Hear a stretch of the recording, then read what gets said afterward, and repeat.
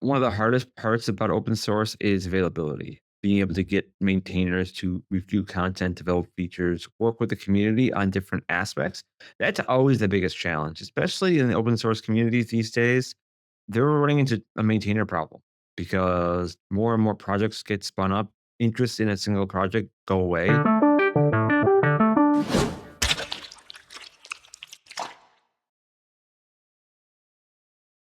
Hi, I'm Tabitha DiDomenico, and I'm here today hosting the G Research Open Source Outreach Podcast, otherwise known as the GR-OSS OUT Podcast.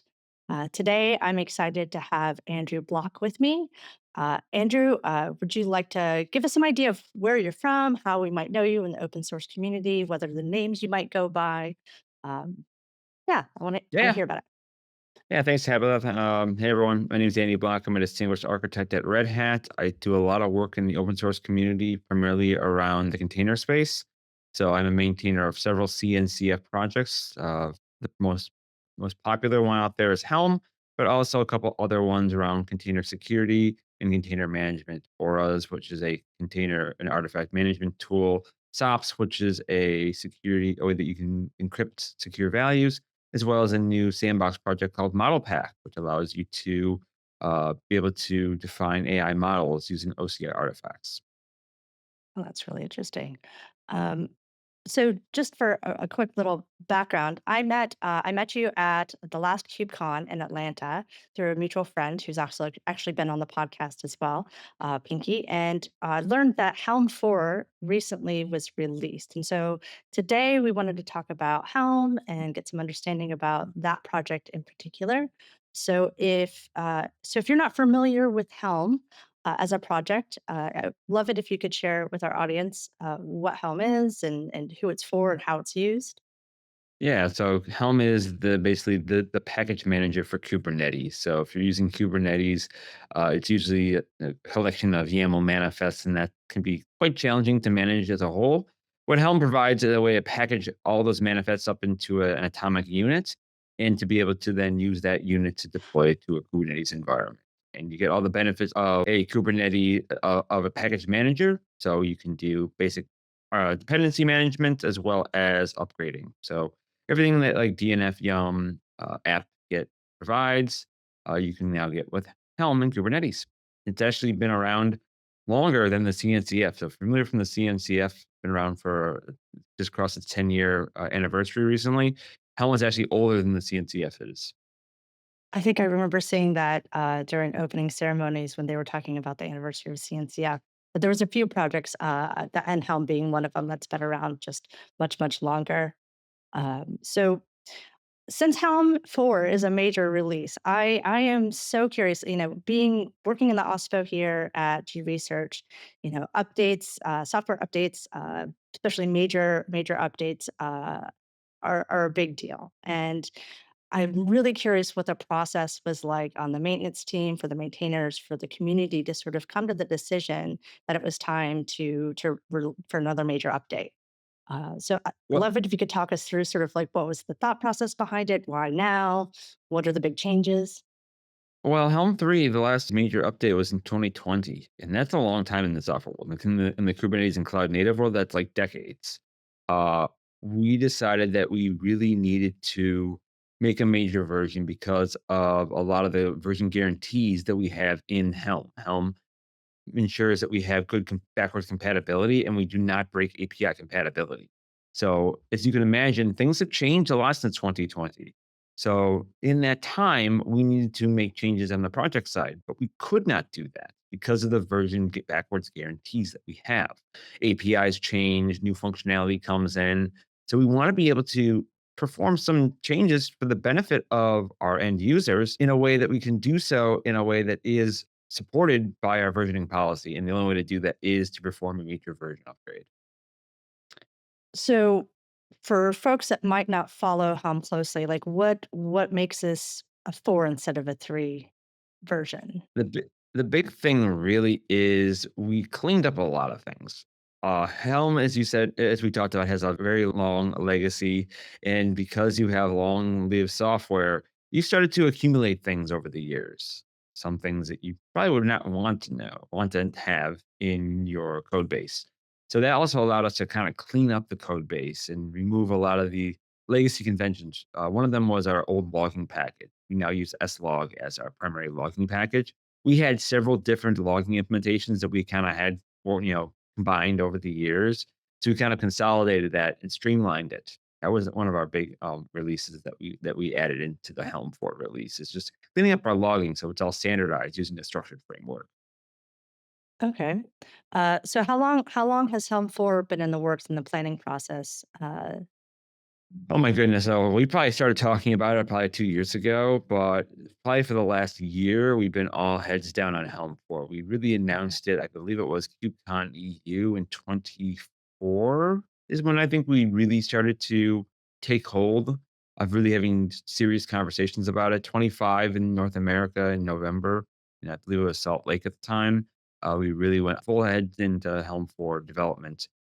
So about 12 months, 12 to 16 months was the full cycle for Helm. We released it at KubeCon in North America back in Atlanta in November. I want to take a step back and to get a better understanding of your role in the Helm ecosystem and sort of how you came to be a maintainer for arguably one of the most important projects in the CNCF. Yeah, actually, it kind of builds upon where I spend a lot of my other time in the container space. So Helm has two ways to distribute Helm charts. One of them is the more traditional, you stand up an HTTP repository web server, and you host Helm charts that way. But there are some inefficiencies with doing so. A lot more maintenance that the end user and chart creator has to do for them to be able to host those Helm charts. And one of the areas that got introduced probably about 6 years ago at this rate was the ability to store OCI artifacts. Not 6 years, 3 years ago. Helm charts as OCI artifacts. An OCI artifact is a new way to store content within traditional container registries. So think of Docker Hub or Quay or Azure Container Registry, EKS registry, etc. You can now store your Helm charts there. And the benefits of that is that you already have the infrastructure there already. And in most cases, if you're using your cloud native space, you're already leveraging the container registry itself. And at the time when I was really starting to get interested in Helm, it was still in what they call experimental feature. It was not GA, and it had been kind of lagging in that for over a year, year and a half. And I really came in, kind of put some ingenuity, as well as kind of getting the community together and say, okay, let's get over the finish line. Let's go ahead and finalize the remaining questions we have on this feature, and let's go ahead and let's release this new feature so that others in the community can start to really benefit from a lot of the good things that OCI artifacts can provide. It's a distribution mechanism for Helm. Understood, understood. So prior to that, you'd already had significant open source experience, it sounds like, sort of working in this world. I am always curious to understand folks' origin stories in open source because it's not an obvious path for everybody for a software engineer. And it can be, there's often a lot of good tales along the way. So how did you get involved in open source to begin with? Let's go way back to my university days. One of my professors at university really introduced the concept of open source and then got us to start contributing just as just contributors amongst each others. So in our college university class, we started to really collaborate together on several initial efforts, and then that extended to my career days because I'm at Red Hat. So at Red Hat, we have strong open source values and being able to contribute to the open source community. Most Red Hatters will have a presence in some form or another in the open source world, whether it be everything from code contributions, documentation, or just organizing meetings. It's we do what we love doing. I always say that your love for open source and community doesn't have to be all code. It can be just being the one that takes notes, organizes meetings, be the one that schedules meetups. You can do anything to bring people together to, promote good values and evolve. That speaks highly to me and sort of my ethos around open source and why it is such a calling for myself personally is I'm a very community minded person and see the value in disparate groups working together for a common goal and the good that can come from that you wouldn't find necessarily in a walled garden inside of an organization. So it's really Yeah. exciting to hear that that's sort of how Red Hat operates and sort of speaks to you as well. Yeah, one of the areas that I also spend a lot of time at Red Hat is driving what is called the community of practice. So, community of practice brings together a number of individuals with like-minded interests, and they come together, gain knowledge, and then work together to share that knowledge with others.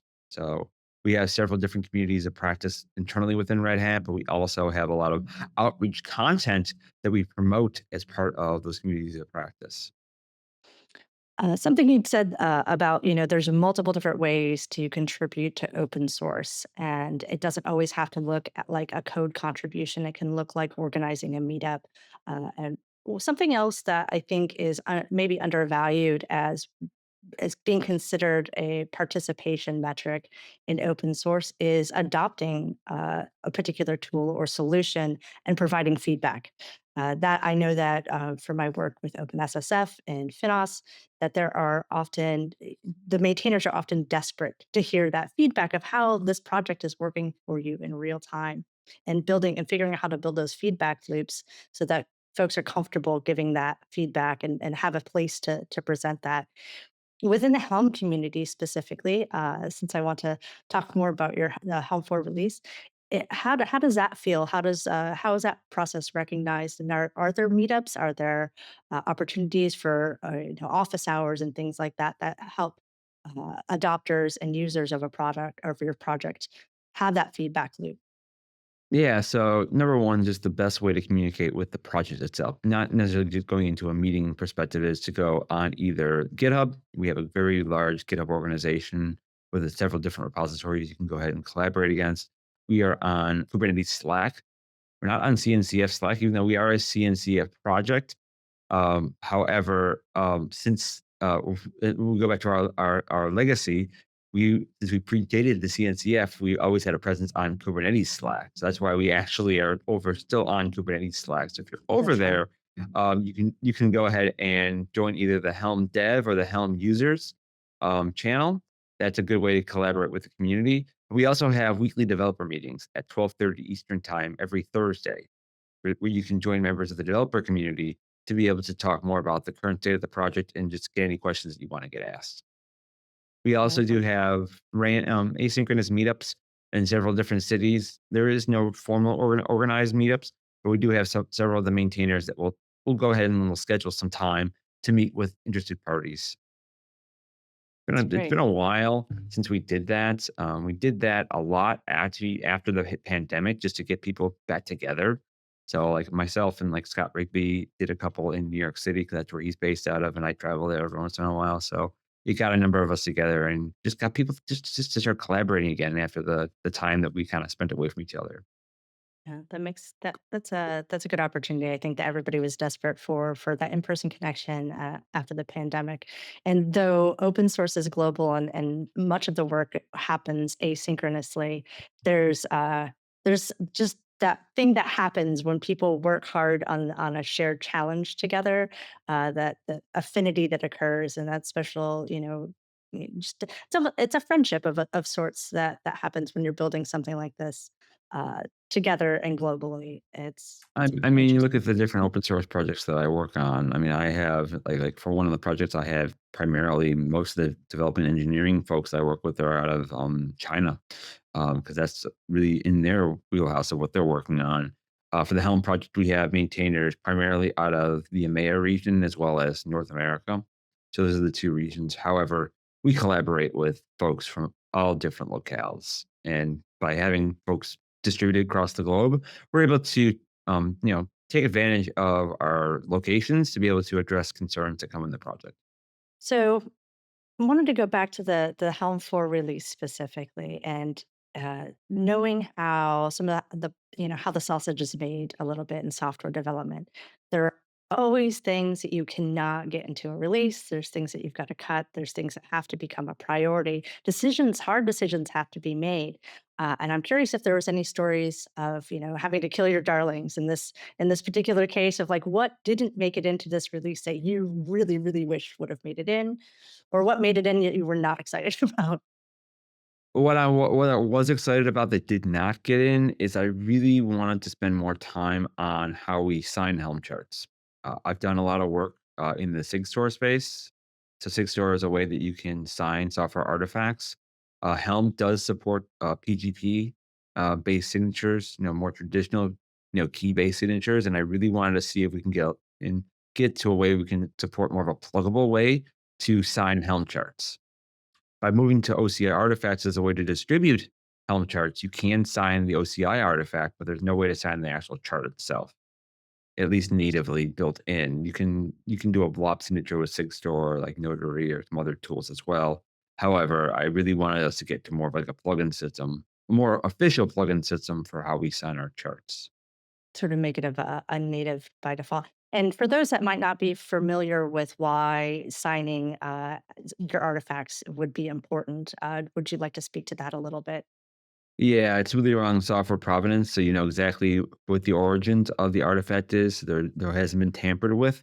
We look at some of the vulnerabilities that have come out over the years. Everything from Heartbleed to there were a couple other very large security incidents. Probably in the 2023 timeframe, we had two or three large vulnerabilities that took out. Like SolarWinds was another one, where they had an insider attack where the software artifact ended up having to get infiltrated into many different systems. So that was it could have been saved by the benefits of citing content properly and verifying it. So signing didn't make it into this release, at least not a native signing way. But now that we can store Helm charts as an OCI artifact, it does allow for signing, which is helps with provenance, as you just said. Was there anything else that the rest of the team was pushing for that didn't make it in, or was there any division on the team of like this needs to make it in, this doesn't? I don't want to get into the airing dirty Yeah. laundry, but it is interesting to folks to understand like this is not just here's the specs aren't handed to you by somebody else externally. It's something that has to be decided on by the community, and I think that always is an interesting story. One of the hardest parts about open source is availability. Being able to get maintainers to review content, develop features, work with the community on different aspects. That's always the biggest challenge, especially in the open source communities these days. They're running into a maintainer problem because more and more projects get spun up. Interest in a single project go away. One of the challenges that we saw, even in a project as big as Kubernetes, is that you get individuals who really like the latest and greatest things, and Kubernetes has become, standard these days. It's not the latest and greatest technology. We look at other tools now that are even bigger, which like the things like AI. AI has got all the buzz these days. So a lot of the technologists who really go to next gen features are focusing their interest on maybe that base versus like Kubernetes. So on the Helm side, making sure that we had not only the maintainers who were really bought in to be able to get the feature out and get the time to get the features out for Helm 4, but also get members of the community to help us provide, as you mentioned earlier, that incredible amount of feedback so we know that the content we're producing as part of Helm 4 is needed, wanted, desired. Like I hear about maintainer sustainability, not just here, but it is a large concern, especially for the things that are not hitting the hype cycle, like AI and such. And do you have any thoughts on how we can improve maintainer sustainability in open source? It's something that I think is getting more attention. But since you've been around for quite some time, I'm curious what your opinions are, and then how can we be good stewards of bringing the next generation of maintainers up. What I like to do is I like to, especially on the AI side, I always say that AI isn't its own thing. AI is an accelerator, as a way for you to advance software technology in other avenues outside of or adding in AI into existing technology. So you can use AI to apply to your existing projects. I use AI tools to help develop software, to provide some additional capabilities to make my life easier. Anything we can do to make it easier to perform software development, anything I can do to organize my life, if AI can help with that, that's next gen things. I can go ahead and use tools like Claude, Gemini, OpenAI, et cetera, and have it go ahead and make it so I can review my pull requests a lot easier and organize them so I can prioritize them. So I don't have 50,000 ERs and I can't figure out which ones I need to, prioritize. I can have AI go ahead and take a look at it and say, okay, you're the ones that need the most attention. based upon some data. So that's going ahead and start playing around with the AI tools, but applying them in different ways. So you're kind of getting, tiptoeing. You don't have to go ahead and go to a different project. You can still use for an existing project, but go ahead and see how it can advance and accelerate how you're using the project and working with the project. It makes your project more exciting because you're able to add new things to the project. You can accelerate faster. Your velocity goes faster. You're not getting bogged down by the minute details because AI can go ahead and provide some insights to it. So with that said, is the Helm team doing anything to make it easier for those that are using tools like Claude and other AI tooling to pick up and jump into the code base and have a bit more direction? Having used some of these tools myself, I know that even on a project that I am deeply familiar with, that is always that warning too. AI it can make mistakes, Mhm. and I think providing things like agent documents and other information. Do you have an AI policy? Do you share that? How does Helm handle that? So I don't know if we actually have an AI policy specifically in the Helm project, but we do have an agents file in the repository in our content. So for those of you who don't know what an agents file is, it's a way to become a more of a standard these days for how AI tools work with code bases. Claude has their own proprietary standard, but you can actually use a symlink Claude.md to agents.md, and that will allow the different tools to understand how to work with a specific project, and that's how we're starting to lean into the AI space. It doesn't require much. It just requires us to add in a couple accelerators for AI tools to be able to work with our code bases. Some of the things that I've seen some folks include are things like how to, any linting requirements, any testing requirements. Pretty much, if it needed to be in a contributors file for somebody else, for a human to contribute, a shorthand version of that in an agents file seems to be the way to go. And adding to it as others find ways to direct the AI to more clearly and continue. It's like it's a living document, from my Yeah. understanding. In more and more projects I'm working on in the open source space, especially since many of them are running on GitHub, we're turning on GitHub Copilot and other AI tools to be able to help with like CI, dependency management, etc.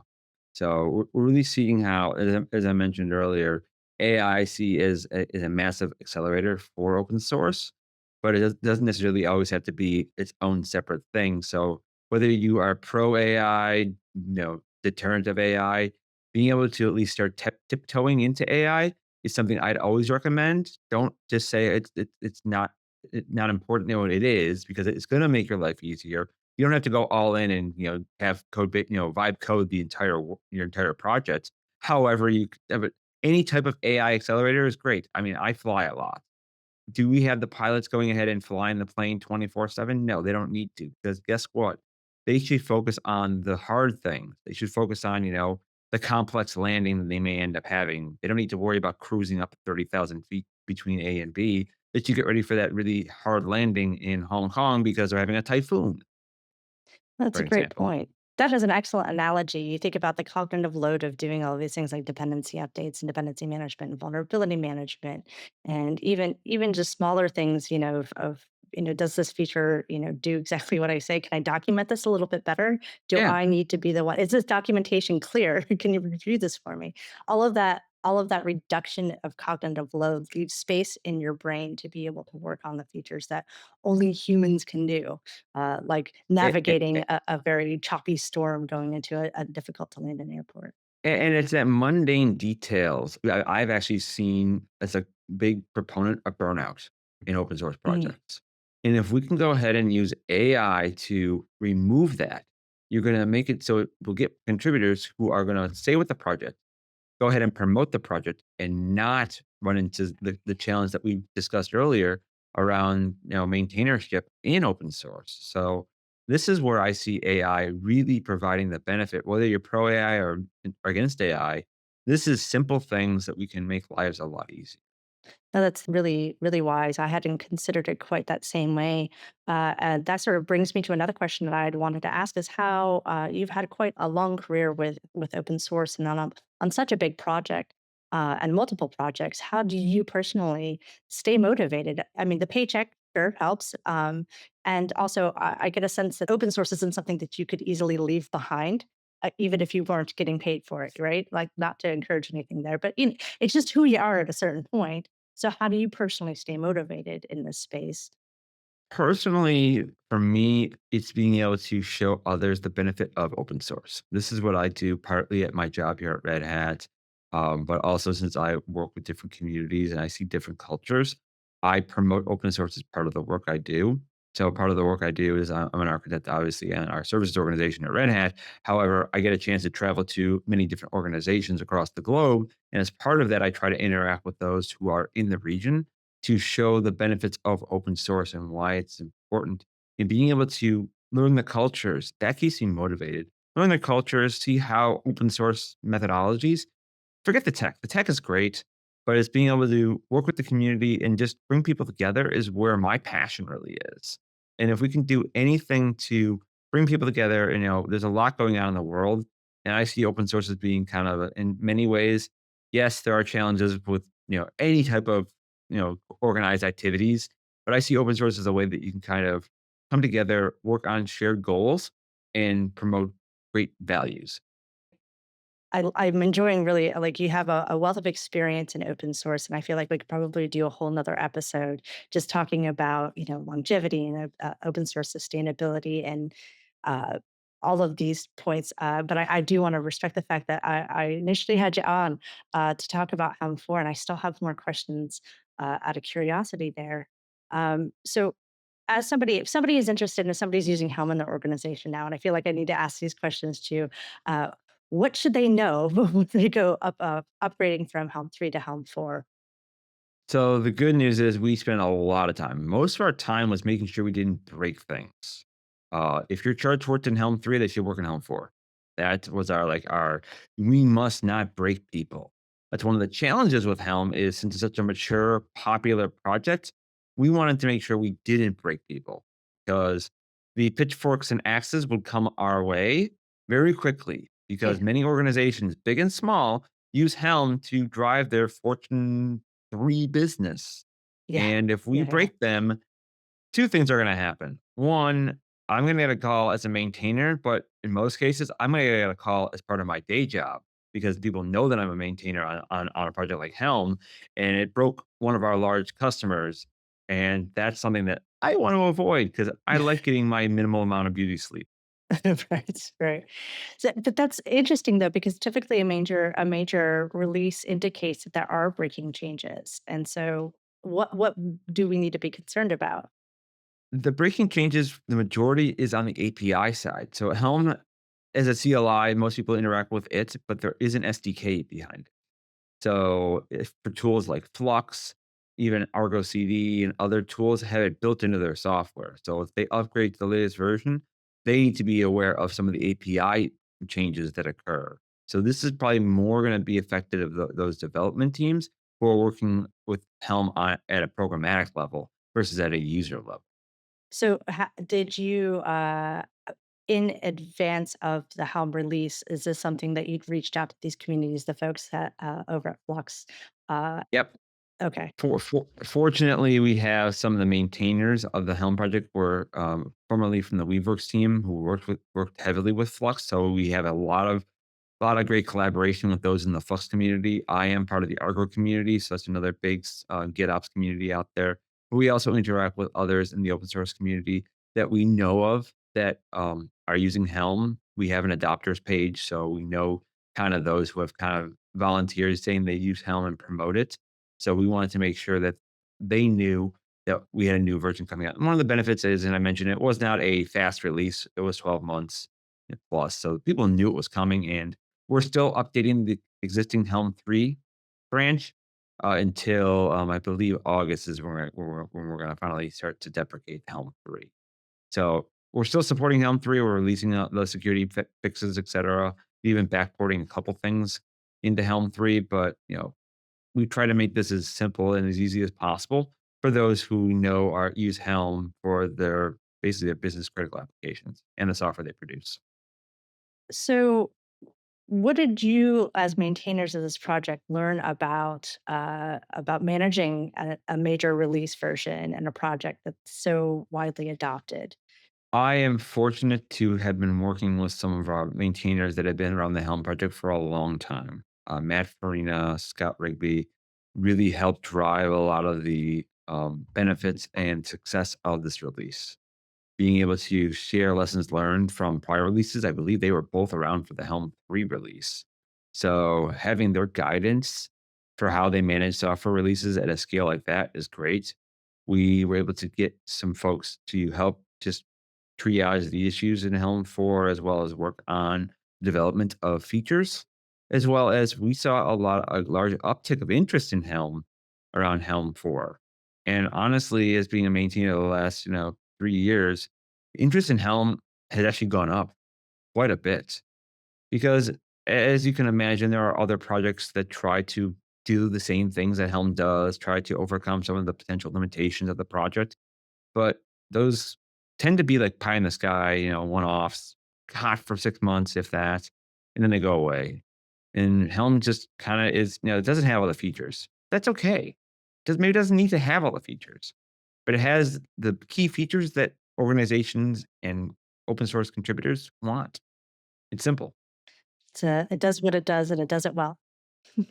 We started to put some of the features in place that we can maybe start looking at ways to extend Helm to start to take advantage of some of the limitations it currently has, like extending some of the templating languages aside from Golang. That's one of the things we've started to think about. Now, I don't believe we actually made it into Helm 4, but we've been thinking about adding the structures for it. We have a new chart version that also did not come out, but is planned to be coming out very soon. Helm chart version 3. So there are things, a lot of the structures that we have started establishing with Helm 4 that we're looking to get out in a sub release because we've at least established those key breaking changes to Mhm. enable those features to be released when they are available. What's the community's reaction been so far to Helm 4? Uh, Good. I mean, the biggest benefit thus far on the Helm 4, aside from some of the just operational enhancements, is plugin system. So Helm has a plugin system that it's had for a while, but it was somewhat limiting. There's a new plugin system that's based on WASM, WebAssembly, and the Extensism framework that allows users to create some pretty dynamic plugins to try to add features that they may wanted in the core code base of Helm and make it easier to develop as plugins as extensible modules. What would be an example? So I see there being a lot of advances, like I mentioned earlier about getting a signing system out for Helm. I see that coming out as a plugin moving forward instead of it being built into the code base, the raw code base. Awesome. What are you most proud of about this release? Besides just getting it out. I mean, it's pretty monumental to get a major release on a project this size out the door. So, Honestly, that was the biggest thing for me. It was a lot of it was just visibility into the open source community. The Helm's not dead. Helm's still moving along. We want your feedback, and that for me was the biggest benefit. Code for me is nice, but being able to show how these tools can help others and help the community is the number one value for me, and that's what I got the most out of Helm. Plus, it's just bringing everyone together on just a collective goal and seeing that get over the finish line. It's never easy getting a release out. Getting a major release, same thing.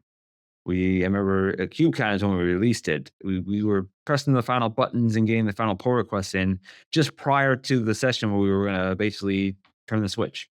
So just getting everyone together was my most proud moment. I just got goosebumps. It just that working until the finish line and then like, all right, here we are. It's go time. And it's like there's no takesy backsies now. It's like the work is done, pencils down. Let's show everybody what Yeah. we've been working on for all this time. And the excitement that comes from that certainly carries over in the reception of the audiences and the reaction that they're gonna feel because they feel that energy Yep. for sure. Uh, I don't think people get excited about, or maybe they do, about proprietary code releases quite the same way people get stoked for open source projects to drop a new release.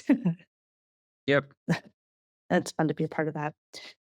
So Name of the podcast is the Gross Out Podcast, and you've already been tipped off to this. But one of the questions that we like to ask is, what's a gross moment that you have from working in open source? As we have talked about before in this podcast, it is sometimes it could be grueling. Sometimes you don't know the direction you're going. There's always challenges that come up when you're working in open source stuff that you don't necessarily face when you're working internally on a proprietary code base. So for you, what's a gross moment that you have had that you can share with us today? Basically, the entire discussion we're having today is around Helm 4 and the release of Helm 4. Well, there's a subcomponent of Helm that is the reason why I joined it, which is OCI artifact management. And it uses a library called Auras as I'm also a maintainer on that project. So you can see the kind of the connection between both projects. Um, and Auras had a release that Helm had been using since its origins of Helm and OCI integration, Auras V1. However, Auras V2 started and had a lot of advances and overcame a lot of challenges that Auras V1 had. So we've been trying to figure out how can we bring in Auras V2 without breaking both our versioning policy, but also breaking everyone. So we spent a lot of time going through and trying to understand if we can go ahead and bring in Auras V2 in a sub release of Helm, a minor version, and doing so in a way that won't break the world. So we spent a lot of time, and as part of Helm version 3.18, we got that release out there. Great. A lot of new advancements.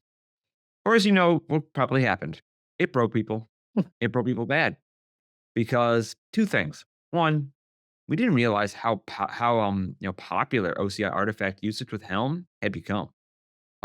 Bitnami is probably one of the largest Helm chart repositories out there.